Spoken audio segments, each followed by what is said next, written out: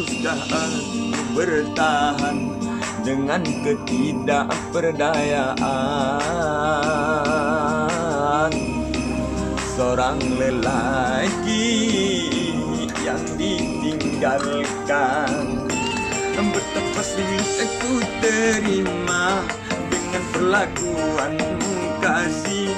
Betapa sulit aku nyatakan semua kecewaan ini. Haruskah aku bertahan dengan ketidakberdayaan seorang lelaki yang ditinggalkan?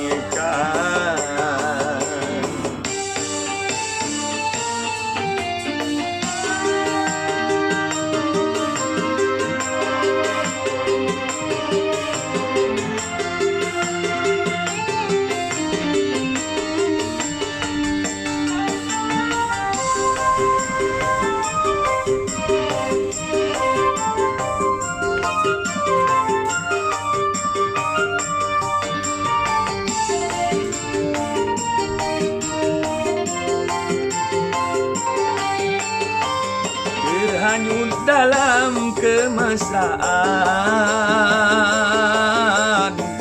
membuat diriku lupa segalanya.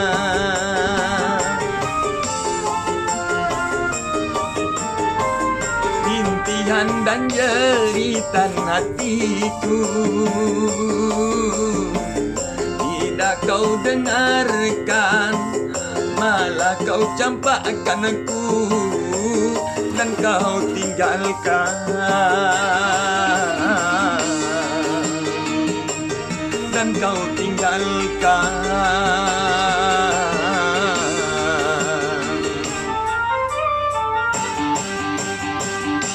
Haruskah aku bertahan dengan ketidakberdayaan seorang lelaki yang ditinggalkan?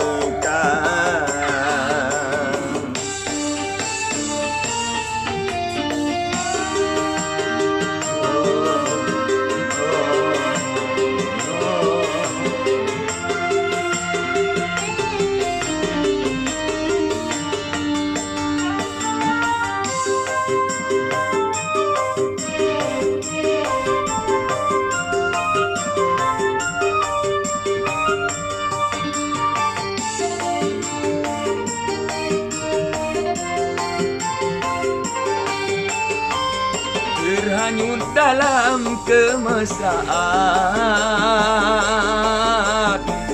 membuat diriku lupa segalanya.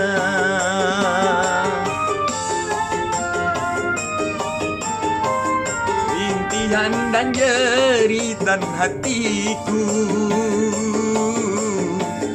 tidak kau dengarkan, malah kau campakkan aku dan kau tinggalkan.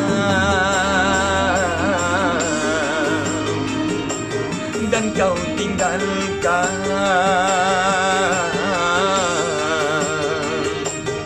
Dan kau tinggalkan.